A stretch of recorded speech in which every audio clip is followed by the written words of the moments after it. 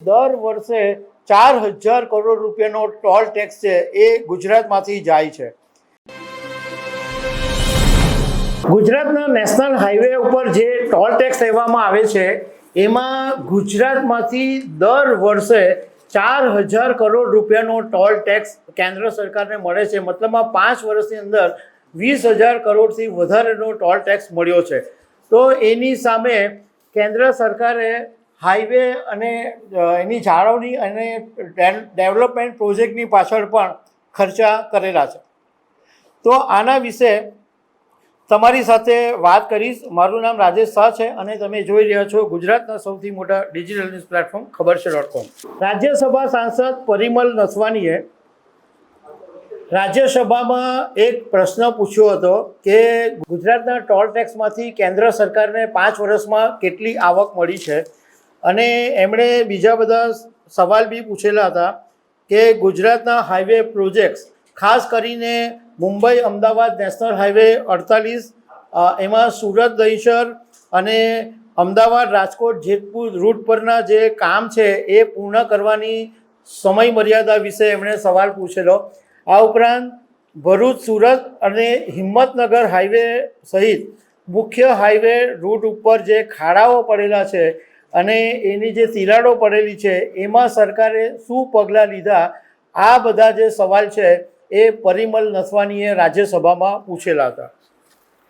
તો નીતિન ગડકરીએ જવાબ આપ્યો છે કે કેન્દ્ર સરકારને 5 વર્ષમાં ગુજરાતમાંથી પસાર થતા જે નેશનલ હાઈવે ટોલ ટેક્સ છે એમાં 20,383 કરોડની આવક 5 વર્ષમાં થઈ છે। એટલે 5 વર્ષની અંદર 20,383 કરોડનો ટોલ ટેક્સ વસૂલવામાં આવ્યો છે। તો એનો મતલબ એમ થયો કે દર વર્ષે 4000 કરોડ રૂપિયાનો ટોલ ટેક્સ છે એ ગુજરાતમાંથી જાય છે। અને નીતિન ગડકરીએ એવો પણ જવાબ આપ્યો કે ડેવલપમેન્ટ અને જાળવણી માટે કેન્દ્ર સરકારે 5 વર્ષની અંદર 47,236 કરોડ રૂપિયાની ફાળવણી કરી છે। આ ઉપરાંત જે બીજા સવાલો હતા એના નીતિન ગડકરીએ જવાબ આપ્યા છે કે વાપી સુરત અને સુરત ભરૂચ એ બે વચ્ચે 6 લેનની કામગીરી છે એ પૂરું થયા પછી performance base maintenance contract BBMC હેઠળ એ જાળવણી હેઠળ છે, અને 16 પુલ અને ફ્લાયઓવર વાહન અંડરપાસ એનું જે નવનિર્માણનું કામ છે એ પ્રગતિ હેઠળ છે, જે જાન્યુઆરી 2027 સુધીમાં પૂરું થશે।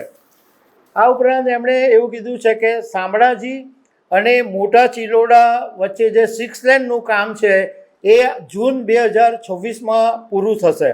નેશનલ હાઈવે 27 એ રાજકોટ જેતપુરનું જે 6 લેનનું કામ ચાલી રહ્યું છે એ જાન્યુઆરી 2027માં પૂરું થશે। અને રાજકોટ અમદાવાદ નો જે પ્રોજેક્ટ છે એ ગુજરાત સરકારના હસ્તક છે, અને દિલ્હી મુંબઈ એક્સપ્રેસ વેનું જે કામ છે એ ટોટલ કામ અત્યારે 80% પૂરું થઈ ગયું છે, પણ માર્ચ 2028માં દિલ્હી મુંબઈ એક્સપ્રેસ વેનું ટોટલ કામ પૂરું થઈ જશે। નીતિન ગડકરીએ જે પરિમલ નસવાનીએ સવાલ પૂછેલો હતો કે ખાડાઓ અને શું પગલાં લીધા છે એ વિશેની માહિતી સામે આવી નથી। તો દર્શક મિત્રો, આવા અનેક અપડેટ સાથે અમે તમને મળતા રહીશું। આભાર।